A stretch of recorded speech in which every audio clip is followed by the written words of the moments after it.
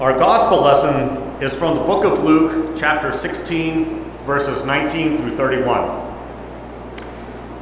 This is Jesus telling parables to his audience. There was a rich man who was dressed in purple and fine linen, and who feasted sumptuously every day. And at his gate lay a poor man named Lazarus, covered with sores, who longed to satisfy his hunger with what fell from the rich man's table. Even the dogs would come and lick his sores. The poor man died and was carried away by the angels to be with Abraham. The rich man also died and was buried. In Hades, where he was being tormented, he lifted up his eyes and saw Abraham far away with Lazarus by his side. He called out, "Father Abraham, have mercy on me and send Lazarus to dip the tip of his finger in water and cool my tongue, for I am in agony in these flames." But Abraham said, "Child, remember that during your lifetime you received your good things, and Lazarus in like manner evil things. But now he is comforted here, and you are in agony. Besides all this, between you and us a great chasm has been fixed, so that those who might want to pass from here to you cannot do so, and no one can cross from there to us." He said, "Then I beg you, Father, to send him to my father's house, for I have 5 brothers, that he may warn them, so that they will not also come into this place of torment." Abraham replied, "They have Moses and the prophets. They should listen to them." He said, "No, Father Abraham, but if someone from the dead goes to them, they will repent." He said to them, "If they do not listen to Moses and the prophets, neither will they be convinced, even if someone rises from the dead." Heaven and earth will pass away, but the word of the Lord is forever. Thanks be to God.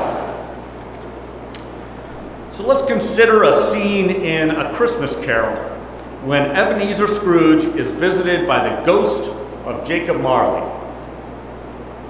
Marley says to him, "I wear the chain I forged in life.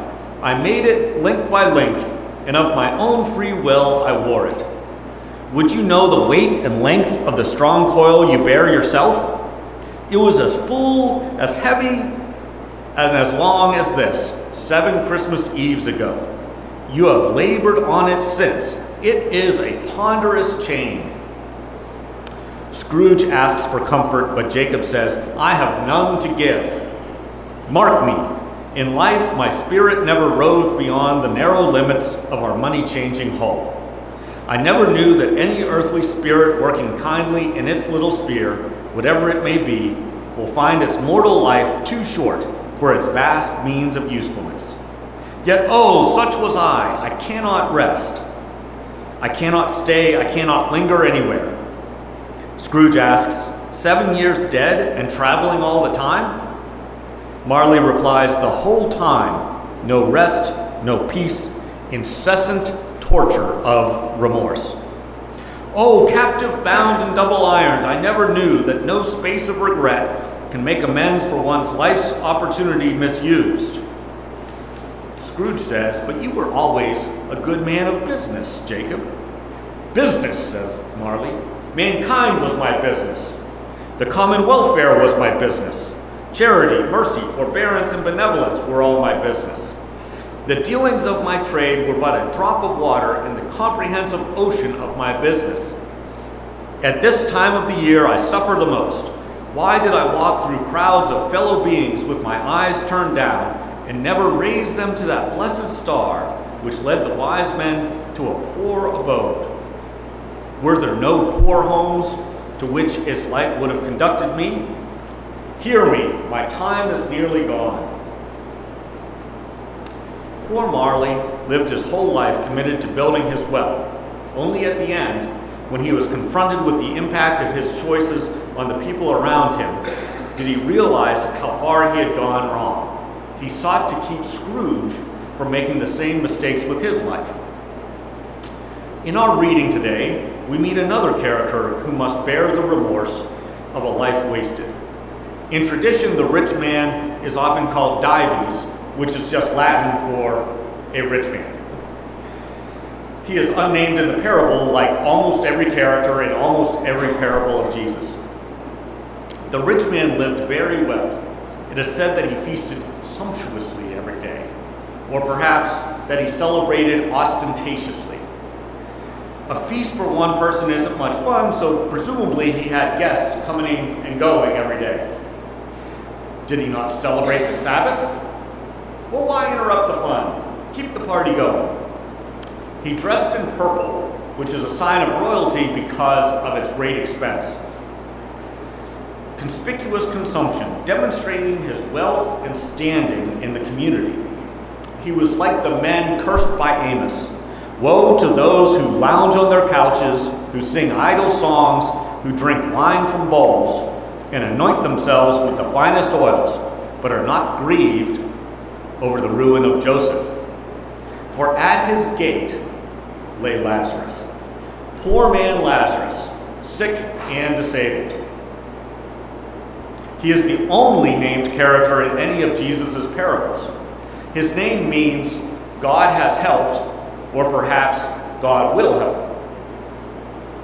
Gee, it doesn't seem like God has helped him. He lay at the gate nursing his sores. Our translation says, even the dogs licked him. Another translation I read says, but the dogs licked him, or however the dogs licked him, setting up a contrast.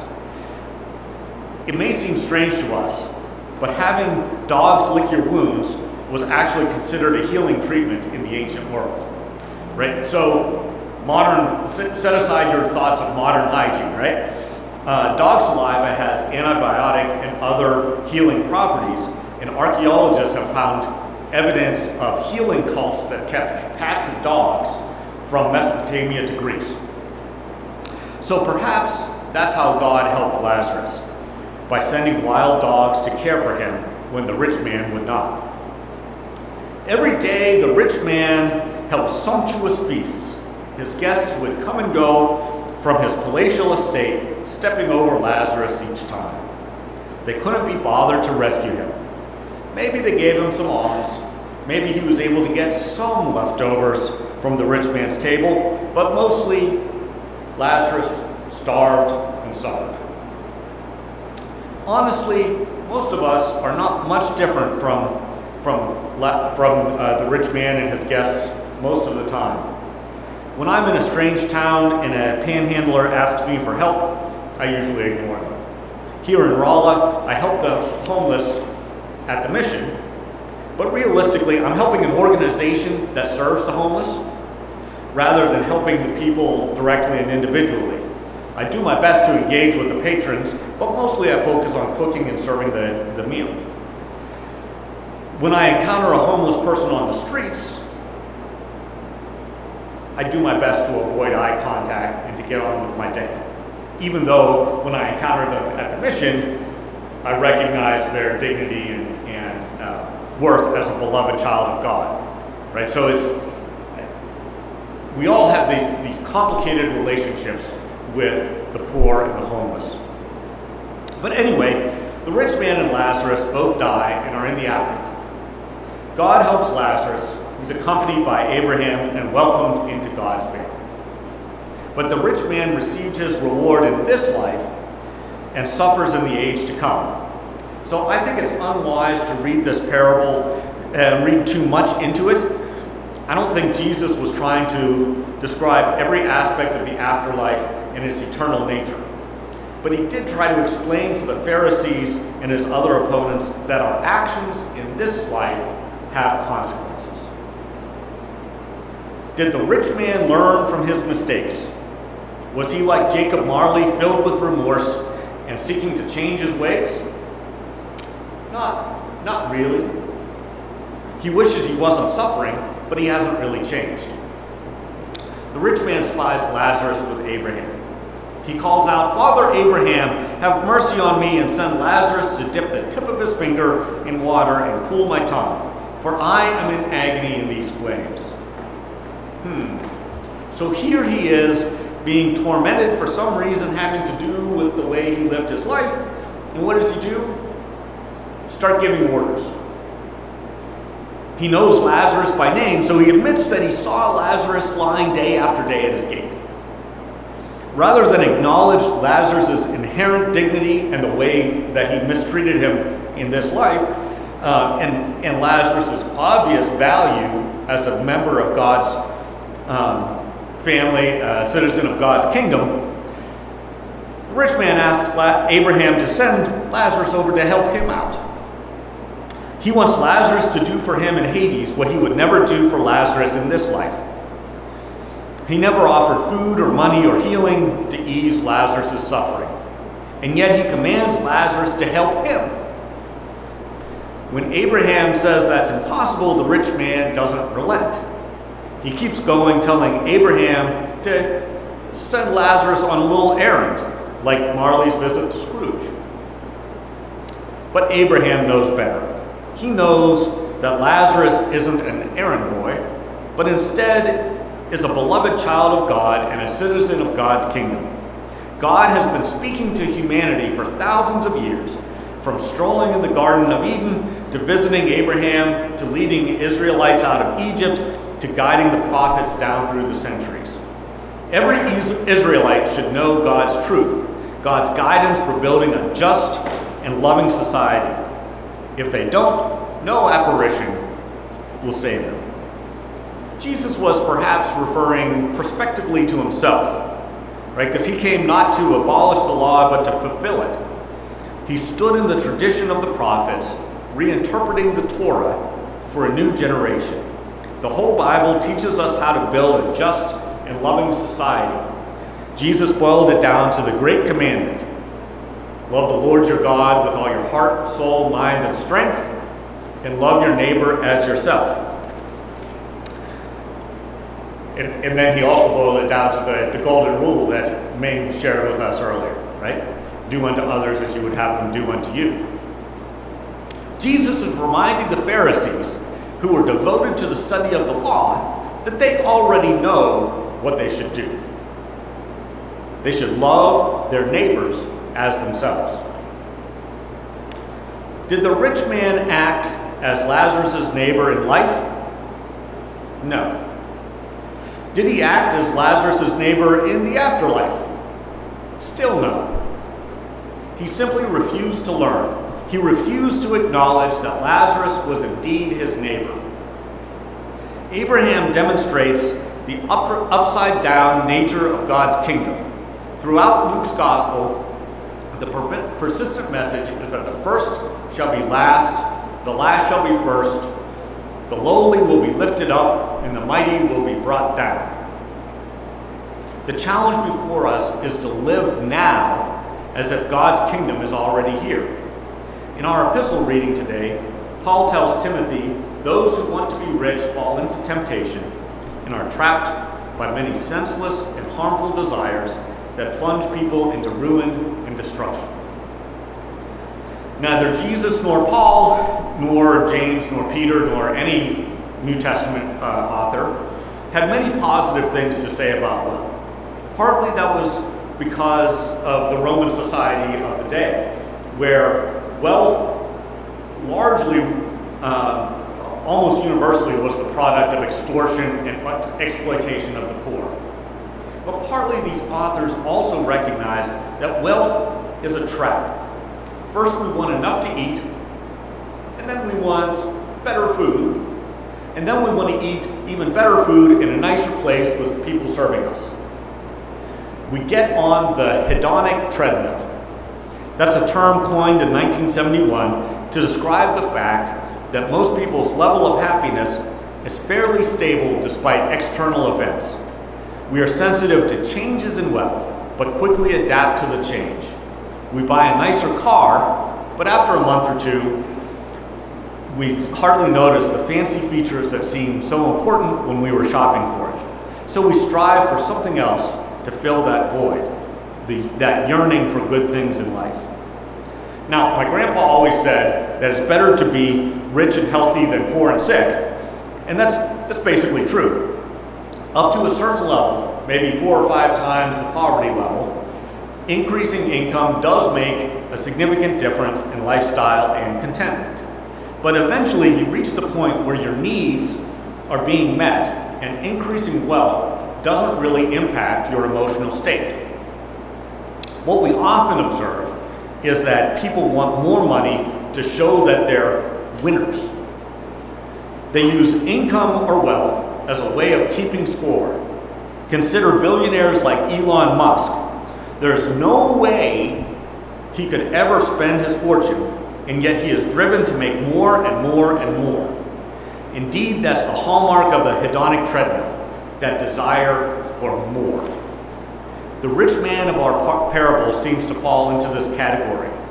It's not enough for him to have good food and nice clothes. He must feast sumptuously and wear royal purple clothing. Not only is he comfortable in his wealth, but he's extravagant in spending it to demonstrate that he's a winner. And what do winners do? They step on those that they believe to be losers. This was the rich man's real sin. Rather than seeing his situation and Lazarus' situation as the result of the whims of fate, he puffs himself up and ignores the needy man who is literally at his gate. He physically blocks Lazarus out of the party while emotionally blocking Lazarus out of his heart. Not even the fires of Hades can demonstrate to him that Lazarus is beloved by God and should be treasured by all of God's people. In every human society, there are two ways people are organized. One is nearness of relationships, right? You have your nuclear family, and then your extended family, your friends, your colleagues, your acquaintances, people in your community, state, nation, world, right? Ever widening circles. The other is hierarchy. Who has higher status due to wealth, education, power, race, gender, and so forth. The rich man was deeply embedded in this perspective. But Jesus teaches us that there's a third way to organize people, nearness to God. We more nearly approach the divine as we prioritize caring for one another. So I don't believe that money is the root of all evil, as today's epistle is sometimes interpreted. Rather, the love of money, instead of the love of God and of God's people, can corrupt your desires and blind you to the divine spark residing within each person, each child of God. Let us seek to invite all of God's people to participate in a foretaste of the heavenly banquet for which we are all bound. Let us seek to see Lazarus and his kindred at our own gates, and in serving them, draw nearer to God. Amen.